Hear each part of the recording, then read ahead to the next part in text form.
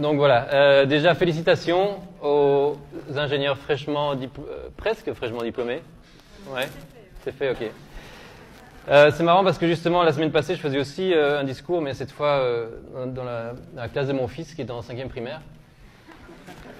Je vous rassure, j'ai pas repris le même discours tel quel, je l'ai un peu simplifié. Je voulais aussi féliciter Laï Louvain d'avoir fait preuve de courage, non seulement en m'invitant, ce qui est déjà assez courageux, mais surtout en mettant au centre de ses interventions et de leurs conférences des termes comme le sens, comme le bonheur, comme la joie au travail, au-delà de ceux sur lesquels on insistait surtout dans les discours que moi j'avais à l'époque, à votre âge, en ingénieur, mais des termes donc qui étaient à l'époque plutôt le sacrifice, le sérieux, la compétitivité, l'excellence.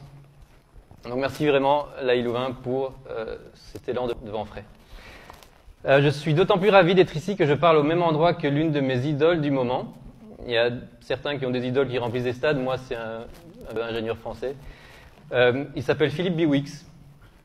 Et il vous invitait déjà à l'époque à mettre à profit tout votre savoir-faire, non pas dans les high-tech, mais plutôt dans les low-tech.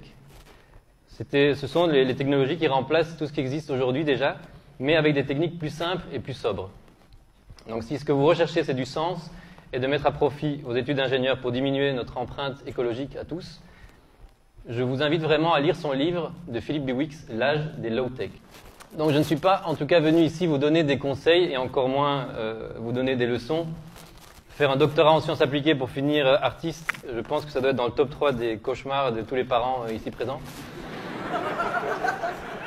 Donc non, je n'ai aucun intérêt à vous vendre quelque idée que ce soit. Donc, chers parents, si vos enfants veulent vraiment devenir artistes ou changer de cap après-demain, ne venez pas me chercher, c'était vraiment pas mon intention.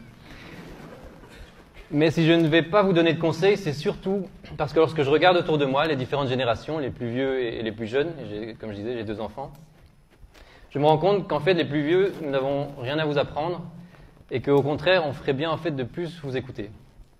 Quand je vois les valeurs de consommation, d'égocentrisme, d'accumulation, de compétition et de toujours plus de croissance qui ont été les valeurs pour lesquelles les 2 générations précédentes ont bâti le système dans lequel on surnage pour l'instant, et quand je vois les élans de solidarité, de conscience collective, d'empathie, de collaboration et de quête de sens qui brillent au fond de vos yeux, au fond des jeunes d'aujourd'hui, je me dis qu'on a encore tout à apprendre de vous, que vous êtes celles et ceux qui peuvent inverser la tendance vers une société plus juste et plus heureuse, et que vous avez déjà tout en vous.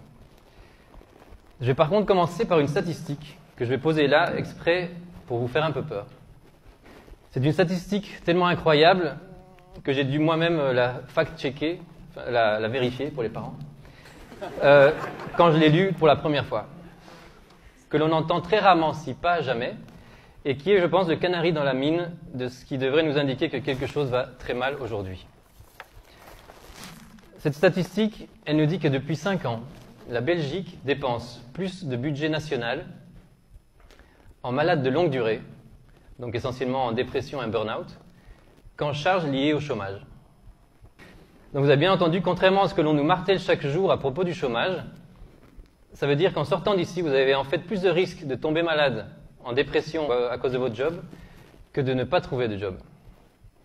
Et cette situation s'aggrave un peu chaque année depuis 5 ans. Ce n'est pas quelque chose d'épisodique ou de ponctuel. Et c'est quelque chose qui m'a beaucoup interpellé. Je me suis un peu penché sur les raisons de cela. Et en fait, ce résultat n'est tout compte fait pas si étonnant que ça. Aujourd'hui, toutes les études scientifiques en neurosciences et en psychologie du bonheur sont unanimes. Placer des termes anxiogènes comme le sérieux, comme l'excellence, comme la compétitivité ou le sacrifice au centre de votre vie, sans en placer d'autres essentiels comme la joie, comme la collaboration, comme le sens, c'est prouvé, ce n'est pas moi qui le dis, ça ne peut que mener à la tristesse, à la fatigue et au final à la maladie, au burn-out. Donc voilà, je ne viens pas vous parler ici ni en tant qu'artiste ni en tant qu'ingénieur, mais en tant que chercheur, sauf que maintenant je suis un chercheur un peu plus particulier qui depuis 15 ans s'attaque de façon assidue et persévérante à la recherche de son bonheur, de façon très pragmatique. Certains vous feront miroiter des contrats avec des grosses voitures et vous diront que c'est ça la marque de la réussite. Moi je n'ai comme gage que la preuve de mon propre bonheur, lorsque je me lève chaque matin pour faire mon travail, que je reste absorbé pendant des heures sans sentir le temps passer à essayer de capturer et matérialiser des instants de beauté éphémère. Et quand je vois le bonheur de mes enfants aussi, avec qui je passe de longues après-midi. Je ne peux donc que vous partager mon expérience, et mon expérience, c'est que pour espérer me rapprocher du bonheur, j'ai dû tout d'abord me rendre compte que le bonheur, ça se travaille. Le bonheur, il ne nous tombe pas du ciel en regardant notre vie s'écouler sur des rails construits par d'autres, des rails qui vont on ne sait où, plutôt que de mettre en pratique nos propres envies. Mais pour ça, d'abord, il faut connaître ne serait-ce que vaguement la destination. Ils vont où, mes rails? Au début, je ne savais pas trop où je voulais qu'ils aillent. La mauvaise nouvelle, c'est que trouver son bonheur, ça prend toute une vie. La bonne nouvelle, c'est que lorsque l'on sait que ça prend toute une vie, on peut se donner le temps. Pour autant que l'on soit sur un chemin d'authenticité qui nous parle, il n'y a pas vraiment de mauvais choix et de toute façon, rien n'est définitif.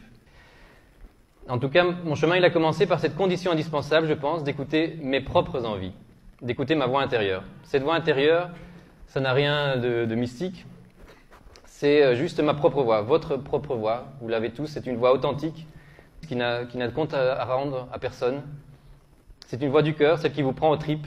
Elle est super dure à entendre parce qu'on a entassé d'autres voix, plein d'autres voix, depuis qu'on est tout jeune. La voix des parents, la voix des profs, la voix des pubs, et j'en passe. Lorsque vous regardez des enfants, vous vous rendez compte qu'ils n'ont qu'une seule voix, que cette juste voix-là. Et que c'est pour ça, justement, qu'ils savent exactement, à chaque instant, ce qui les rend heureux. Alors qu'aujourd'hui, c'est devenu super dur d'écouter cette voix sans se dire que c'est du n'importe quoi. De l'écouter sans se dire « Oh là là, mais qu'est-ce qui me prend? J'invente des trucs, mais il est très très bien rémunéré, ce super job qui optimise ce software d'évasion fiscale pour une multinationale qui empoisonne l'eau potable de millions de personnes à l'autre bout du monde.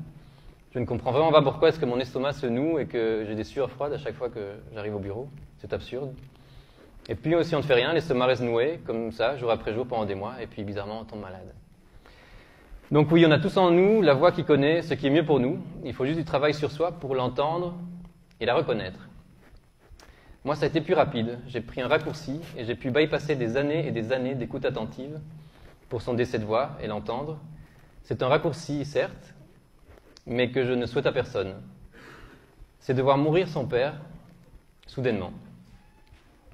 Il avait 56 ans, j'en avais 29. Il était fort comme un roc un jour, et il est parti le lendemain. Nous savons tous que nous sommes mortels, mais la nuance est énorme entre savoir que nous sommes mortels et savoir que nous allons mourir. Et que ça peut arriver du jour au lendemain. À ce moment-là, ma voix intérieure, elle a pris un mégaphone, et elle a percé toutes les autres voix pour me demander chaque jour, très clairement, maintenant que tu sais que tu peux mourir de faim, aurais-tu changé quelque chose à cette dernière journée que tu aurais passée?